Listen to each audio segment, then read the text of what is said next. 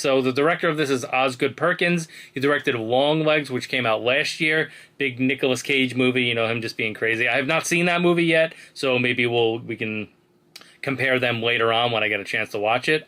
So this will be like light spoilers, but nothing too crazy. I don't want to ruin the movie if people haven't had a chance to see it.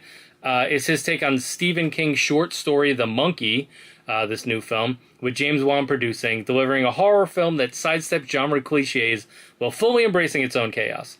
The result, a bizarre, sometimes conflicting mix of slapstick gore and psychological horror that entertains, even if it doesn't always land. The premise is simple but effective. A cursed organ grinder monkey is passed down through a family, killing randomly whenever its key is turned. The film doesn't dwell on explaining the how or why, it just happens, and the characters and audience are left jumping to conclusions. The focus is more on the characters and their trauma than the mechanics of the curse, which at times can work in its favor and allow the audience to explore the human drama at the film's core. Despite dealing with grounded themes, deadbeat dads, childhood trauma, and loss, the movie itself is anything but grounded. What starts as a relatively straightforward horror film quickly spirals into absurdity, embracing an over-the-top style that feels akin to Final Destination. The difference?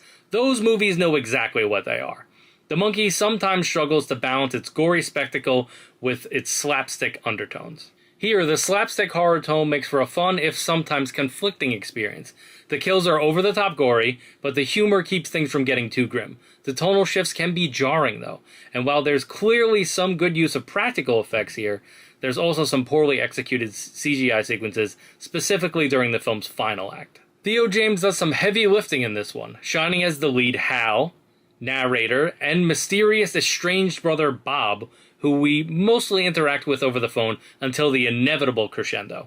James is a triple threat here, anchoring the madness with a compelling performance. Tatiana Maslany, who we know from She-Hulk and honestly more Orphan Black because she's amazing in that show, is equally strong in her limited screen time, adding a mix of depth and humor to a film that could have easily been overwhelmed by its more ridiculous elements. As for the monkey itself, it looks both majestic and terrifying, making for an effective horror centerpiece.